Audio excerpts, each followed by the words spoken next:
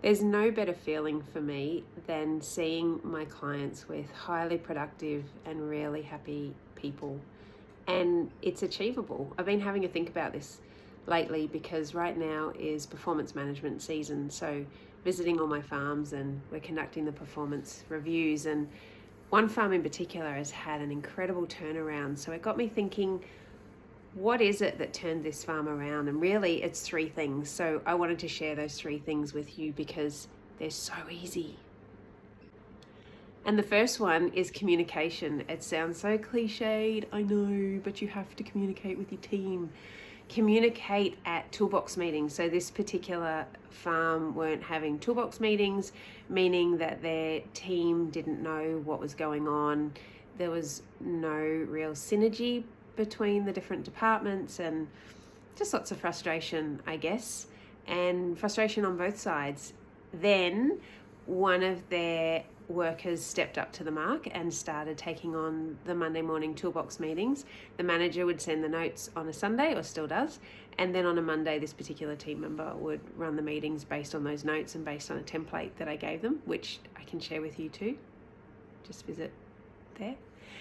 And now they're a highly productive and really happy team. It just put such a smile on my face.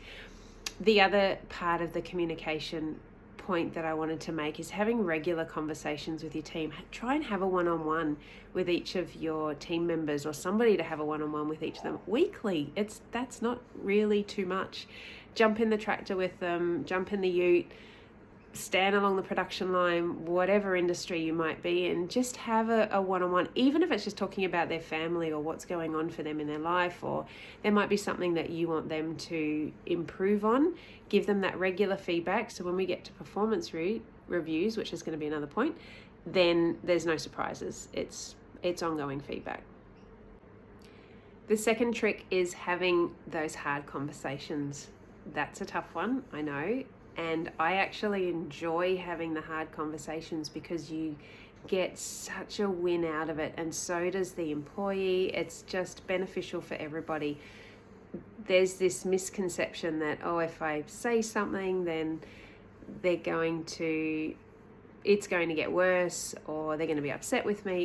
It's not the truth. In fact, a lot of people ask me to have the hard conversations with their workers, and I end up building the rapport with the workers because they know that on both sides I'm going to give them positive feedback, but I'm also going to be real with them. The trick to having the hard conversation is don't let it fester and don't push it under the carpet, because it will not go away. It will actually get worse. Secondly is to talk the truth, talk the facts. Don't get emotional, don't get angry. Just ask them for a chat and sit down and state the facts.